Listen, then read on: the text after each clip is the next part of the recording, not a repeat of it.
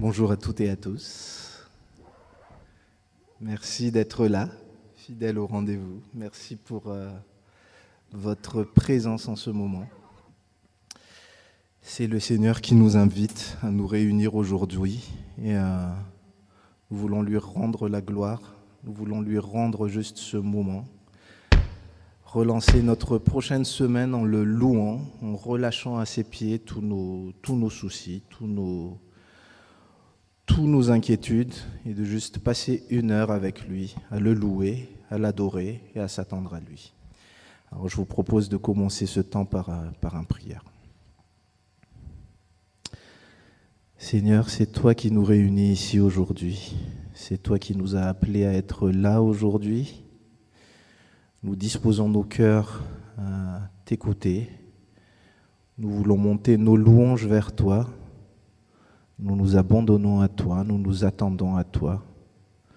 Parle Seigneur, nous t'écoutons. Et sois avec nous, reçois nos louanges aujourd'hui. Je fais cette prière en ton nom Jésus. Amen. Je loue ton nom éternel.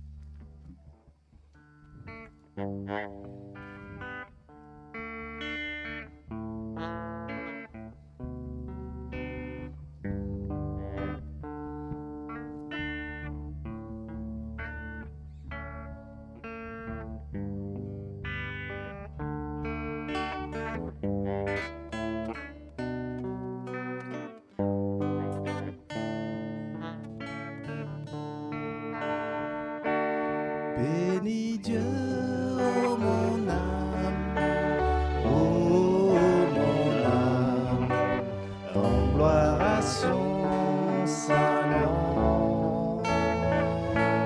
Oh, chante comme jamais, ô mon âme, en gloire à son saint nom. Voici l'aurore, l'au-delà de pour toi mon chant doit s'élever devant ce qui m'attend et ce qui pourrait m'arriver. Qu'à la fin du jour je te chante encore. Bénis Dieu, ô mon âme, ô mon âme, en gloire à son saint nom. Oh, chante comme jamais.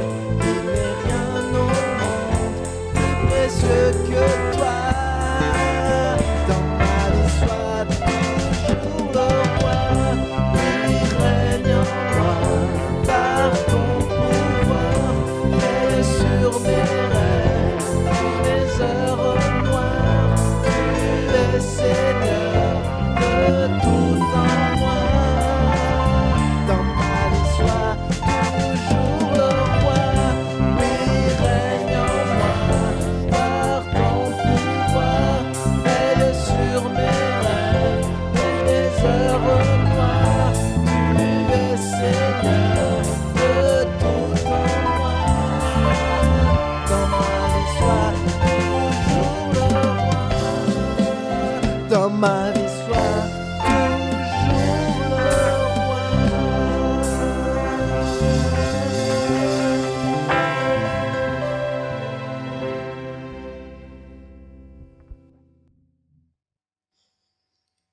Pour notre méditation aujourd'hui, j'ai choisi pour nous un texte du livre de Job, au chapitre 6, versets 8 à 14.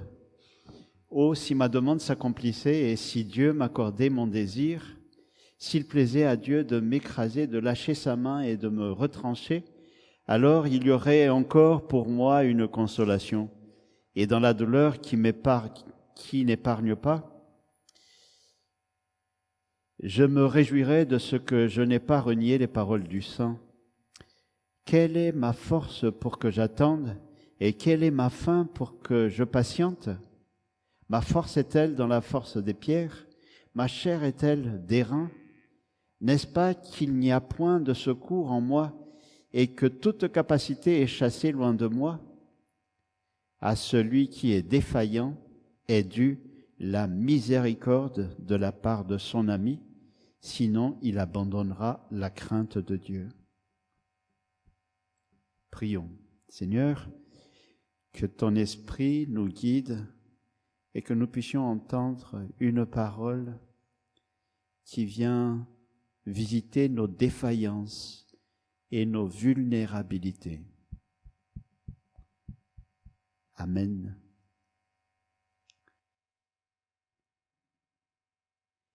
Et je me permets d'ajouter un autre texte dans l'évangile de Matthieu, chapitre 18, les versets 20 à 22 et le verset 23. Matthieu 18, 20 à 22 et le verset 33. Car là où 2 ou 3 sont assemblés en mon nom, je suis au milieu d'eux. Alors, Pierre s'approcha de Jésus et lui demanda, « Maître, quand mon frère m'offensera, combien de fois le pardonnerai-je? Est-ce jusqu'à 7 fois? » « Non, répondit Jésus, je ne te dis pas jusqu'à 7 fois, mais moins ou plus? Jusqu'à 70 fois 7 fois. C'était un nombre qui signifiait l'infini, symboliquement. Et puis donc au verset 33, « Tu dois toi aussi pardonner ton compagnon comme et puisque je te pardonne. » Alors, je vais vous distribuer des feuilles, comme à l'habitude de mon collègue et de moi-même, et peut-être d'autres collègues aussi, pour que vous puissiez écrire dessus, chacun sur sa feuille, quelles sont ces défaillances, quelles sont mes défaillances. On va prendre un temps de silence dans la prière silencieuse, et on va réfléchir à nos défaillances, nos vulnérabilités, nos faiblesses.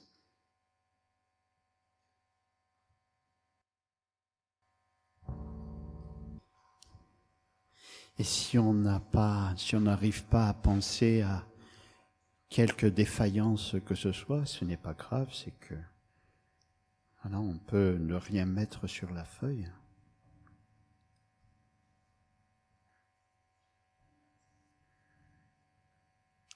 Et on va garder la feuille et le stylo aussi, parce que donc on va pouvoir écrire dessus, peut-être au verso, à la fin de la méditation. Et pendant que nous prions et que nous réfléchissons sur nous-mêmes, sur cet autre qui est nous-mêmes, qui est peut-être parfois au fond de nous, et que nous essayons parfois de raconter à l'autre en disant « Moi, quand j'étais petit, j'étais comme ceci. Moi, j'ai faim. Moi, j'ai soif. » Cet autre moi-même que j'essaye de décrire par quelques mots parfois, par plusieurs phrases parfois, par un CV peut-être aussi à certains moments. Eh bien, cet autre moi-même nous invite parfois à la prise de recul, à venir se poser pour se reposer, pour méditer, pour prier.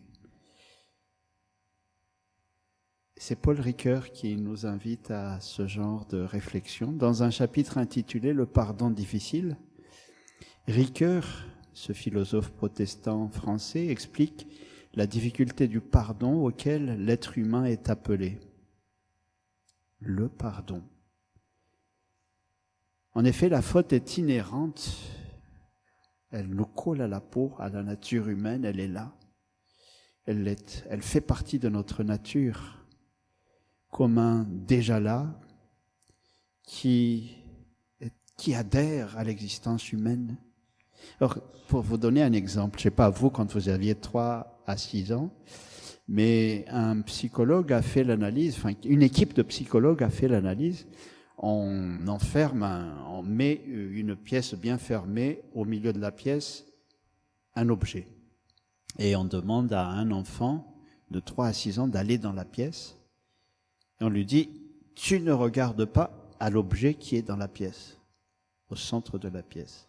Et on met une caméra pour vérifier. L'enfant rentre. Sur une dizaine d'enfants de 3 ans, presque la totalité, 9, regardent l'objet. On demande à l'enfant de sortir, on lui demande, est-ce que tu as regardé l'objet ou pas? La totalité de tous les enfants, donc 10 sur 10, disent, non, je n'ai pas regardé l'objet. Il doit mentir pour survivre parce qu'il ne veut pas perdre la face devant l'adulte qui lui pose la question. S'il dit « j'ai regardé l'objet », il a peur de perdre l'amour ou l'estime de l'adulte qui est là en face de lui. Vous voyez ? C'est difficile d'essayer de ne pas commettre une faute de ce genre. La question se pose, cet enfant, comment est-ce que cet enfant va pouvoir survivre à lui-même? Là, il a réussi à survivre au regard de l'autre, à l'estime de l'autre, mais à lui-même, au regard qu'il porte sur cet autre lui-même qui est au fond de lui, qui a menti. Comment il va survivre? L'aveu permet d'assumer la faute et de faire coïncider en moi l'acte et l'agent que je suis. L'aveu consiste à oser dire « oui, moi, j'ai regardé l'objet ».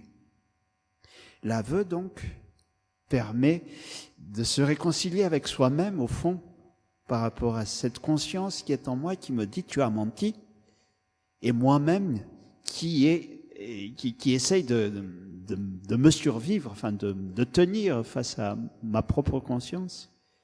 Mais en même temps, l'aveu nous plonge dans la culpabilité, c'est-à-dire devant les autres, quand on avoue devant les autres, eh bien, le regard des autres, les regards des autres nous accusent, nous culpabilisent.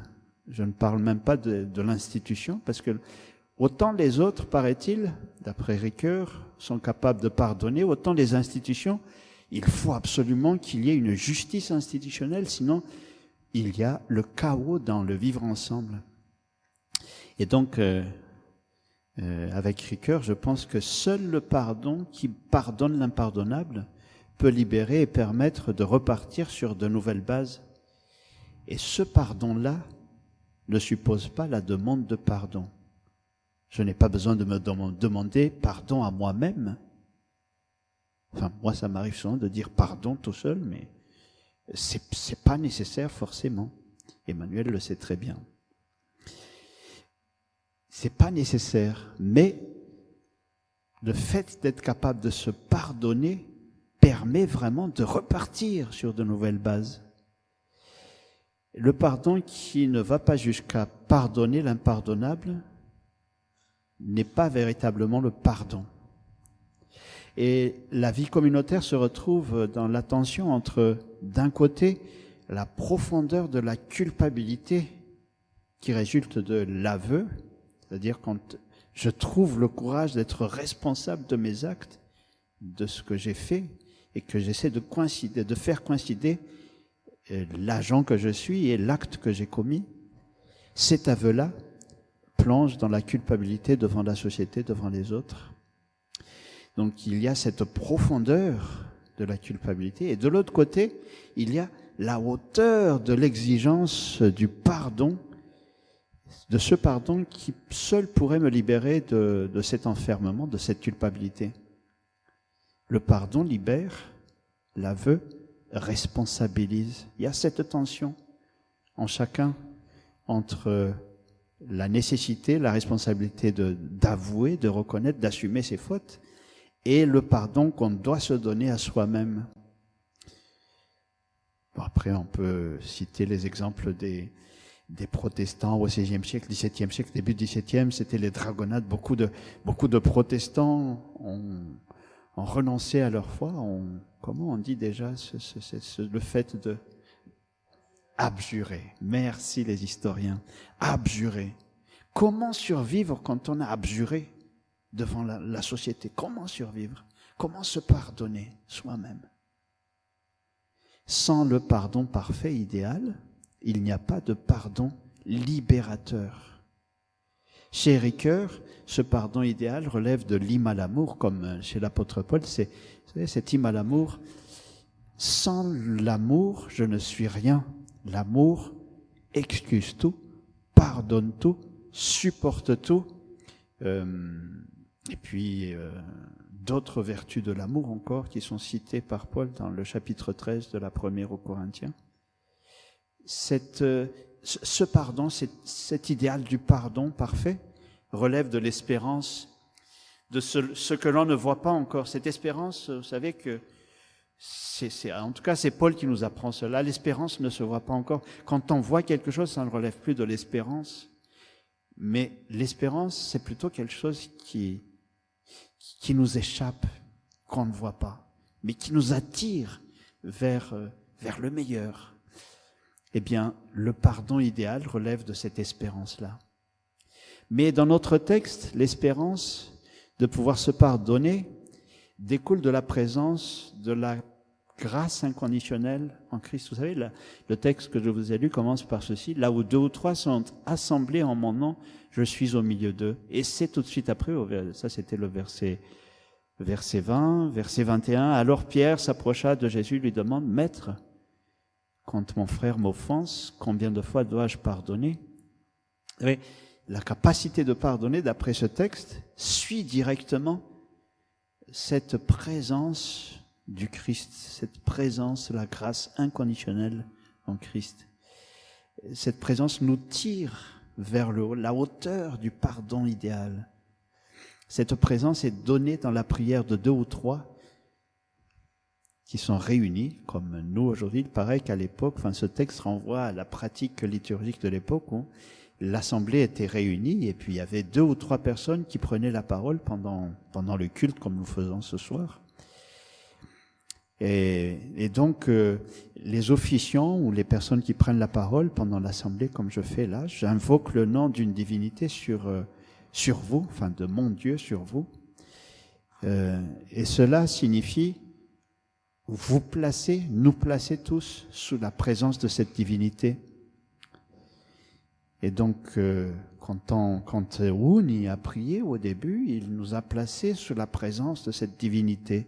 Et cette présence, d'après ce texte, cet enseignement de Jésus dans l'évangile de Matthieu, cette présence nous donne la capacité du pardon, d'essayer d'espérer cette possibilité du pardon parfait, pardonner l'impardonnable, parfois même sans que l'autre demande pardon.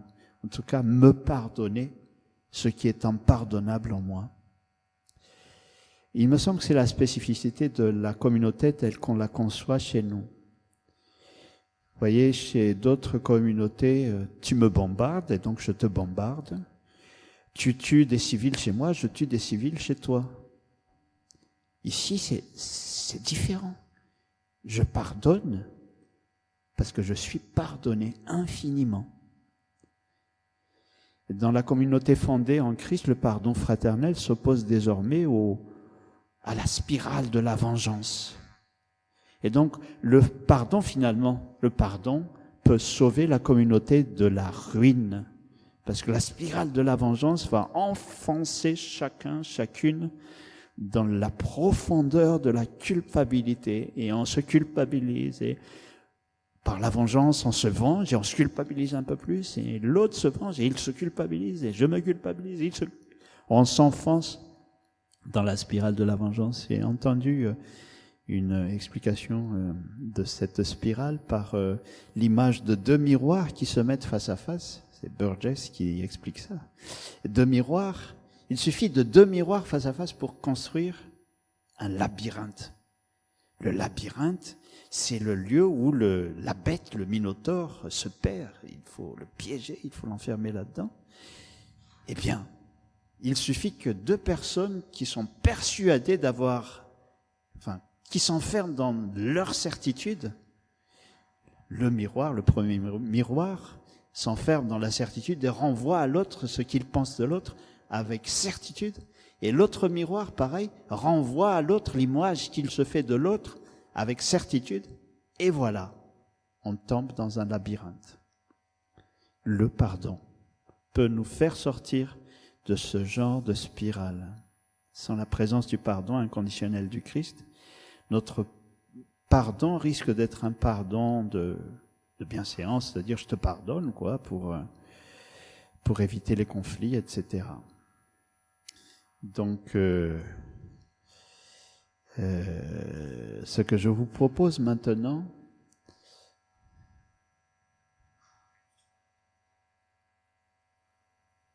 c'est d'essayer d'écrire sur les feuilles qu'est-ce qui peut m'aider à surmonter mes défaillances. C'est-à-dire chercher au fond de moi, dans mes ressources spirituelles, ressources profondes, qu'est-ce qui là-dedans peut m'aider à surmonter mes défaillances, à survivre à mes défaillances, à mes faiblesses, à mes vulnérabilités, à mes fautes peut-être aussi. Et pendant que nous réfléchissons, nous pouvons nous incliner dans la prière. Ô notre Dieu, nous ne pouvons pas vraiment te prier pour que cesse la guerre, car nous savons que tu as fait le monde de telle façon que l'humain doit trouver le chemin de la paix, tant en lui-même qu'avec son voisin. Ô notre Dieu, nous ne pouvons pas vraiment te prier pour que cesse la famine, car tu nous as donné bien assez de ressources pour nourrir le monde entier. Si seulement nous les utilisons avec sagesse. Ô Dieu, nous ne pouvons pas vraiment te prier d'éradiquer l'injustice, car tu nous as donné des yeux capables de voir le bien en chaque créature, si seulement nous les utilisons avec sagesse.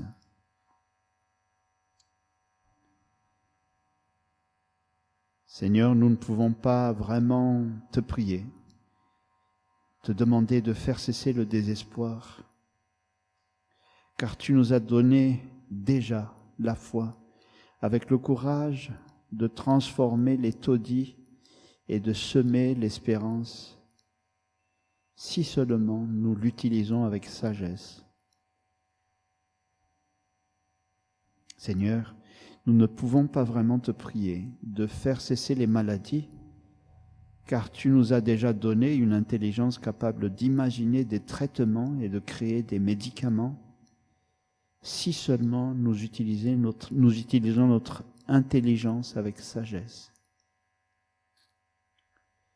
C'est pourquoi, Seigneur, nous te prions plutôt de nous donner force, détermination et courage pour surmonter nos défaillances et nos doutes, pour agir en collaboration avec ton esprit et être plutôt que simplement espérer, ici et maintenant. Et nous voulons joindre toutes nos prières dans la prière que Jésus a enseignée à ses disciples.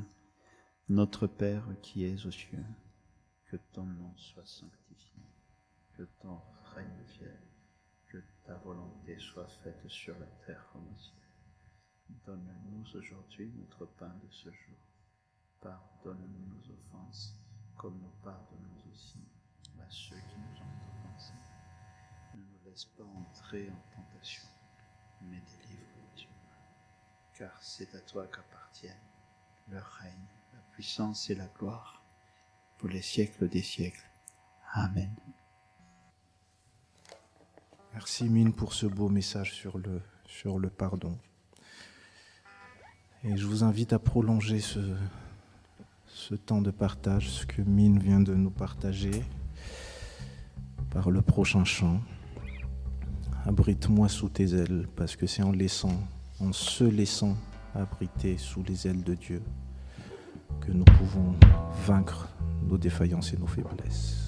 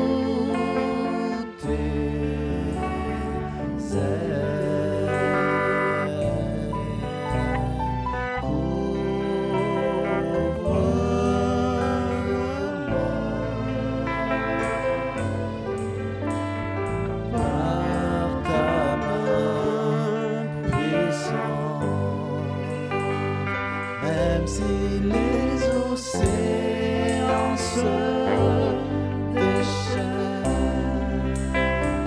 je les traverserai avec toi. Père, tu domines les tempêtes, je suis tranquille. Car tu es là,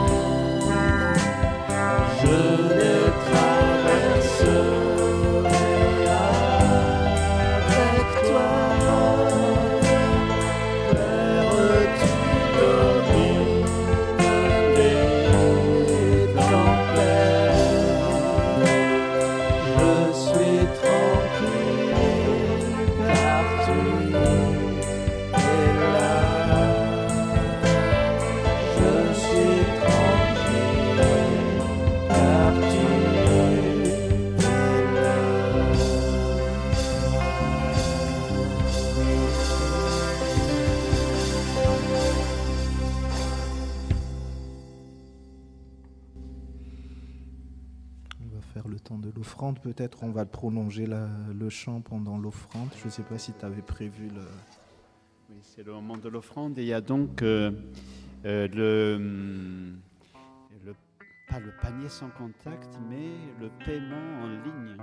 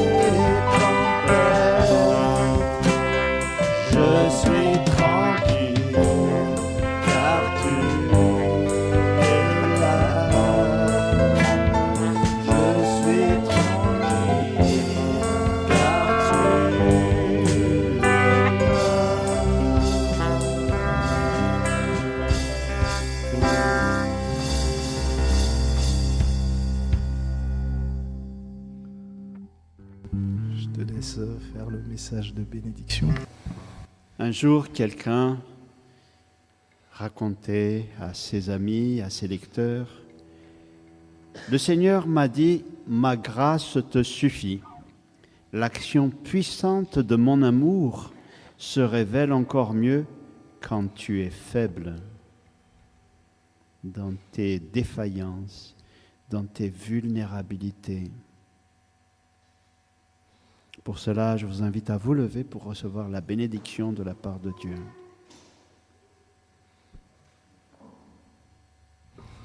Dieu nous bénit par sa présence active dans nos cœurs, hier, aujourd'hui et pour toujours. Que cette bénédiction nous accompagne pour cette nouvelle semaine qui commence. Amen. Amen. Et je vous invite à rester debout pour ce dernier chant, ce chant de bénédiction qui est tiré du livre des Nombres et qu'on souhaite se prononcer tous ensemble pour cette nouvelle semaine.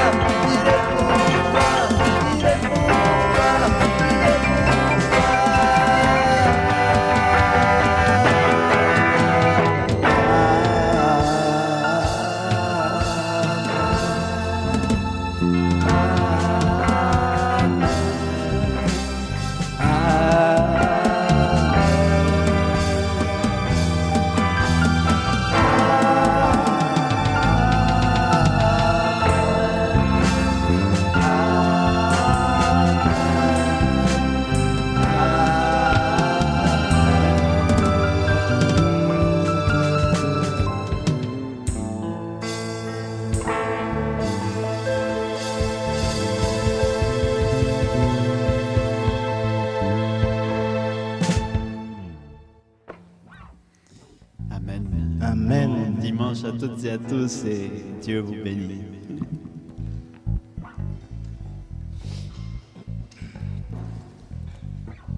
Merci beaucoup à nos musiciens, aux nouveaux comme aux anciens. Ouais. Merci surtout à vous d'être venus et de nous avoir accompagnés.